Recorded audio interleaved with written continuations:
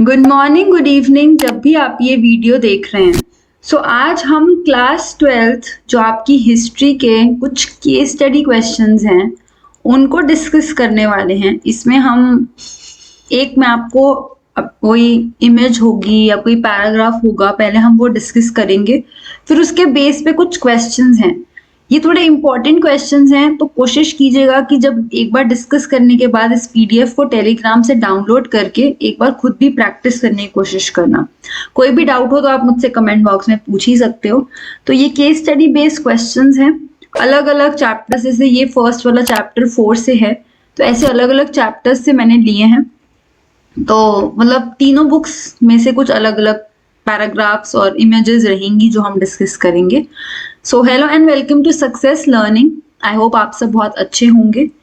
आज हम कुछ केस स्टडी बेस्ड क्वेश्चंस करेंगे। अगर आपको ये वीडियो अच्छी लगे तो वीडियो को डेफिनेटली लाइक कीजिएगा। चैनल से फर्स्ट टाइम जुड़ रहे हैं तो चैनल को सब्सक्राइब कर लीजिएगा, या फिर अगर अभी तक नहीं किया तब भी कर लीजिएगा।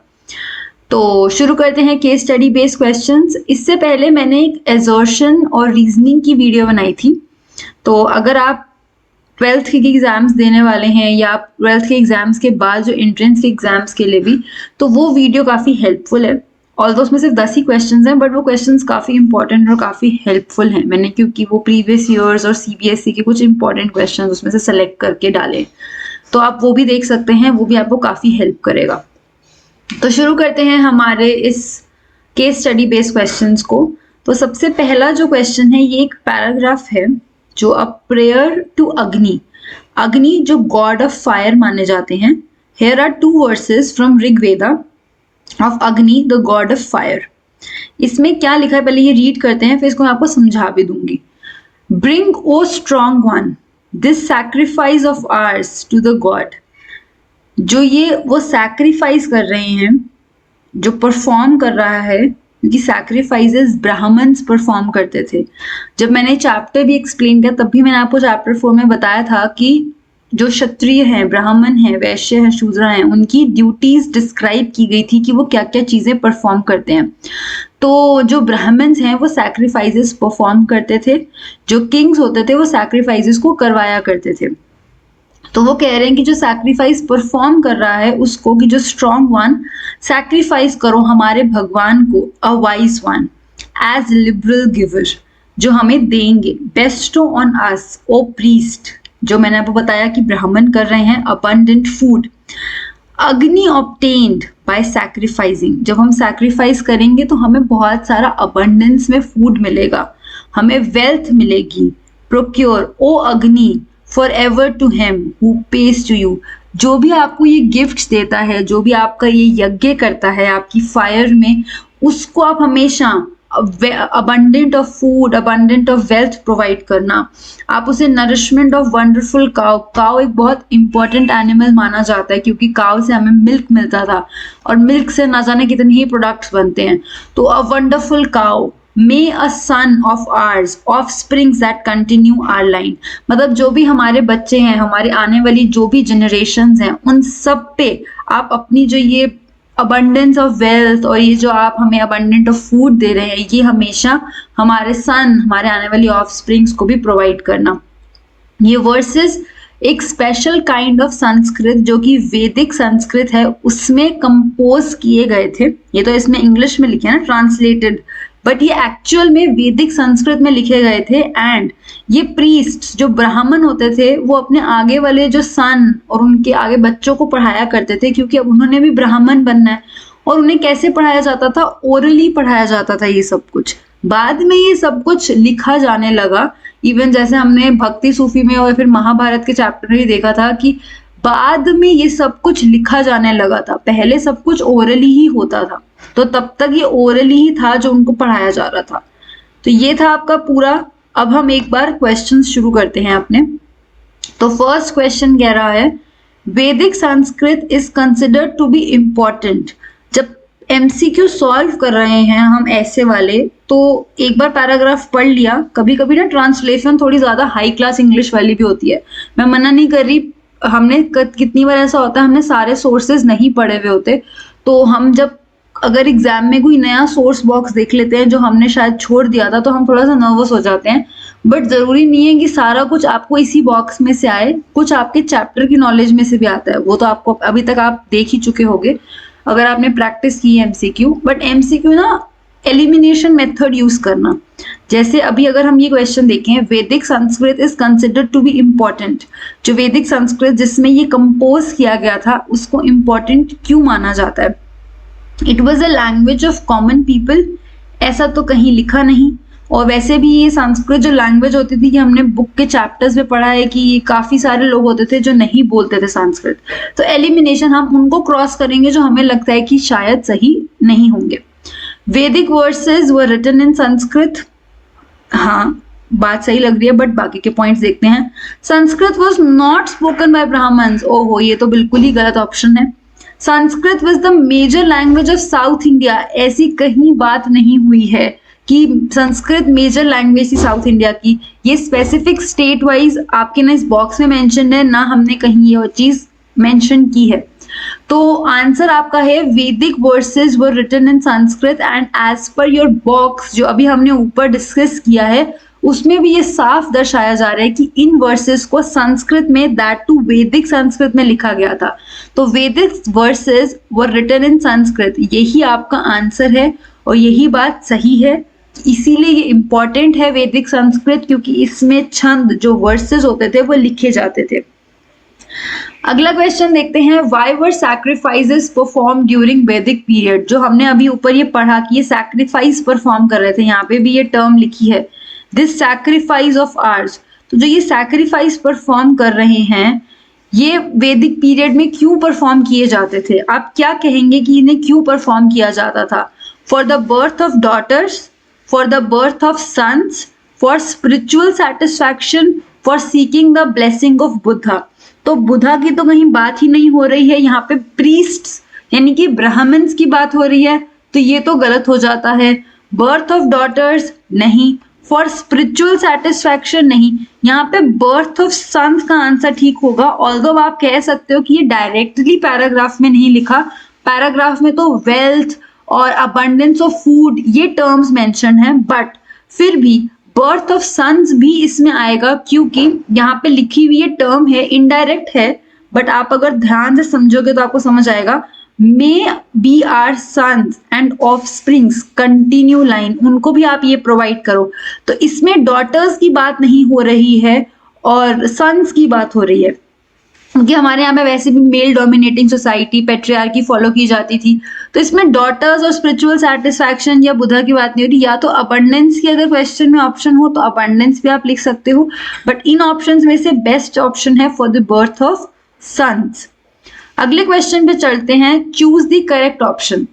एजर्शन है Agni was the god of fire in the Vedic tradition, therefore reason है therefore offerings were made to Agni so that in form of smoke they would reach the gods living in the sky and invoke their blessings। तो reason क्या कह रहे हैं कि जब भी आप सपोज ये अग्नि है, ये हवन हो रहा है, अब आप इसमें कुछ भी डालोगे तो वो स्मोक बनेगी और वो स्मोक उड़ के आसमान में जाएगी, और ये माना जाता था ना कि भगवान आसमान में रहते हैं। तो ये रीजन ये कह रहा है कि जो ये ऑफरिंग्स की जा रही हैं, आप आग में कुछ भी डालोगे तो वो स्मोक बन जाती है, वो भस्म बन जाएगी और वो धुआं उठेगा। तो वो जो धुआं उठेगा वो आसमान में जाएगा और वो भगवान तक वो आपकी सारी ऑफरिंग्स पहुंचेंगी और इसके बदले में वो आपको ब्लेसिंग्स देंगे। तो ये है एजर्शन कि क्योंकि वो गॉड ऑफ फायर हैं, और इसका रीजन क्या है कि वो गॉड ऑफ फायर हैं वैदिक ट्रेडिशन में, क्योंकि उनको ऑफरिंग्स दी जा रही हैं और वो स्मोक के फॉर्म में, और फिर वो गॉड को रीच कर रही हैं स्काई में और इन्वोक कर रही हैं ब्लेसिंग को। तो ये आपका एजर्शन और ये आपकी रीजनिंग है। तो बोथ ए और बी दोनों ही करेक्ट हैं, क्योंकि अगर आप देखोगे कि अग्निदेव को भगवान गॉड माना जा रहा है ऑफ फायर, क्यों? क्योंकि वो उनको ऑफरिंग से बाद में ब्लेसिंग्स प्रोवाइड करेंगे, जो कि हमने पैराग्राफ में भी देखा था। तो ए इज करेक्ट और आर जो है वो उसका करेक्ट रीजन है, तो इसीलिए इसका आंसर है फर्स्ट। आगे बढ़ते हैं अगले क्वेश्चन पे। अगली स्टेटमेंट क्या कह रही है, इसमें आपको दो स्टेटमेंट्स दी हुई हैं, आपको बताना है कि क्या दोनों सही हैं या कोई एक सही है या दोनों गलत है। ऋग्वेदा कंसिस्ट्स ऑफ हाइम्स, ऐसी मंत्र लिखे हैं, ऐसी प्रेजेस ऑफ अग्नि इंद्र सोम, इनकी प्रेजेस में लिखी हुई हाइम्स हैं। Many of these hymns were chanted when sacrifices were performed. जब ये सैक्रिफाइस, जैसे अग्नि में सैक्रिफाइस हो रहा है या इंद्रदेव को या सोम को सैक्रिफाइस हो रहा है, तो कुछ मंत्र जो ये लिखे हैं ऋग्वेद में, ये चैंट किए जाते थे जब ये सैक्रिफाइसेस परफॉर्म होते थे। तो ऑप्शन है क्या ए सही है, बी सही है, दोनों सही है या दोनों में से कोई भी सही नहीं है। तो इसका आंसर है कि ये दोनों सही हैं। और यह क्वेश्चन आपसे असर्टिव और रीजनिंग में भी पूछा जा सकता है कि जो ऋग्वेद है इनमें हाइम्स हैं जो अग्नि और इंद्र और सोम की प्रेज में लिखी हैं। इसका रीजन ये है कि जो हाइम्स हैं ये चैंट की जाती हैं सैक्रिफाइसेस में, मतलब ये इसका असर्शन और ये इसका रीजन बन सकता है, मतलब ये असर्टिव और रीजनिंग क्वेश्चन में भी आ सकता है। तो ये दोनों स्टेटमेंट्स बिल्कुल सही हैं। आगे बढ़ते हैं। अब ये एक फर्स्ट पैराग्राफ था, वो 4 हमने क्वेश्चन डिस्कस किया। अब ये सेकंड एक पिक्चर है जो कि सिटाडेल की है। मोहनजोदारो के हमने देखा था 2 पार्ट्स थे, एक लोअर टाउन और एक सिटाडेल। तो जो लोअर टाउन है एज पर नेम वो लोअर है बट वो साइज में बिगर है। बट अगर हम सिटाडेल की बात करें तो ये हायर है बट ये साइज में स्मॉलर है कंपेयर टू लोअर टाउन। तो ये जो सिटाडेल एरिया है ये उसकी हमें इमेज दी हुई है, ये आप देख सकते हो। इसमें स्तूपा एरिया है, ये रहा ग्रेट बाथ, वेयर हाउस, ये स्टेयर्स जा रही हैं। तो ये उसका मैप दे रखा है। अब हमें क्वेश्चन दिया हुआ है, identify the 2 important buildings located in citadel area. So अगर हम 2 इम्पॉर्टेंट बिल्डिंग्स की बात करें जो सिटाडेल में लोकेटेड हैं, ग्रेट बाथ या ग्रेट टेम्पल, ग्रेट बाथ या warehouse, reservoir and the palace complex, plot field and fire altar. तो प्लॉट फील्ड हमें मोहनजोदारो के सिटाडेल में नहीं मिलती है और रिजर्वॉयर्स और पैलेस कॉम्प्लेक्स ये भी नहीं। ग्रेट टेम्पल और ग्रेट बाथ वाला भी ऑप्शन गलत है।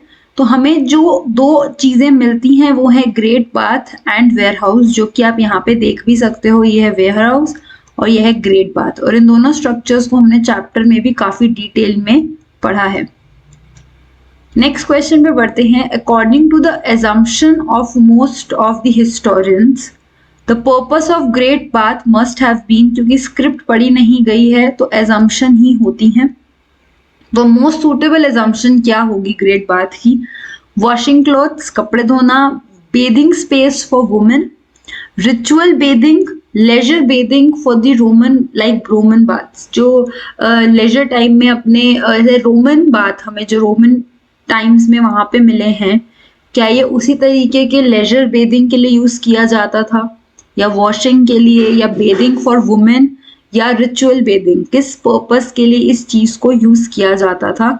तो मोस्ट ऑफ दी स्कॉलर्स, क्योंकि एजम्पशन है बट फिर भी मानते हैं कि जो ये ग्रेट बाथ था ये रिचुअल पर्पस के लिए यूज किया जाता था। कुछ रिचुअल्स होते होंगे जब यहाँ पे बेदिंग की जाती होगी। आगे बढ़ते हैं अगले क्वेश्चन की तरफ। तो ये assertion और रीजन बेस्ड क्वेश्चन है। assertion है citadel was smaller but higher part of Mohenjodaro. It is on Citadel that we find evidence of structures that were probably used for special public purpose. तो Citadel ही एक वो ऐसी जगह है जहाँ पे हमें evidences उन structures के मिलते हैं जो कि माना जाता है कि स्पेशल पब्लिक पर्पस के लिए यूज किए जाते होंगे। तो ये assertion है और ये उसकी रीजनिंग है। तो ये बिल्कुल सही बात है कि जो सिटाडेल है वो smaller but higher part of Mohenjodaro है। But citadel that we find evidence of structures, जो तो सिटाडेल जो है उसमें हमें एविडेंस मिलते हैं ऑफ स्ट्रक्चर्स जो कि पब्लिक पर्पस के लिए यूज करे जाते होंगे, जैसे कि हमने ग्रेट बाथ और ये स्तूपा वाले एरिया का भी एग्जाम्पल देखा था, तो माना जाता है कि ग्रेट बाथ रिचुअल के लिए यूज किया जाता होगा, पब्लिक पर्पस के लिए। तो दोनों एजर्शन और रीजन बिल्कुल ठीक है, लेकिन बात ये हो रही थी कि सिटाडेल स्मॉलर है और हायर पार्ट ऑफ मोहनजोदारो है, तो वो इस बात को ये रीजन एक्सप्लेन नहीं कर पा रहा। बात दोनों बिल्कुल सही है, बट एजर्शन और रीजन की एक्सप्लेनेशन गलत है, तो इसीलिए आपका आंसर होगा सेकंड। आगे बढ़ते हैं। Consider the following statements. अभी फिर से दो स्टेटमेंट्स हैं। Great bath was a large round tank. There were 2 flights of stairs on the north and the south of the tank. तो ये दो स्टेटमेंट्स दी हुई हैं रिगार्डिंग द ग्रेट बाथ। तो हम इसके अब ऑप्शंस और स्टेटमेंट्स जो आपको दी हुई हैं, इसके अकॉर्डिंग सिर्फ जो सेकंड स्टेटमेंट है वही सही है, क्योंकि हमें स्टेयर्स मिलती हैं नॉर्थ और साउथ की साइड में, लेकिन जो ग्रेट बाथ था वो रेक्टेंगुलर स्ट्रक्चर था, राउंड स्ट्रक्चर नहीं था, तो इसीलिए ओनली बी इज करेक्ट।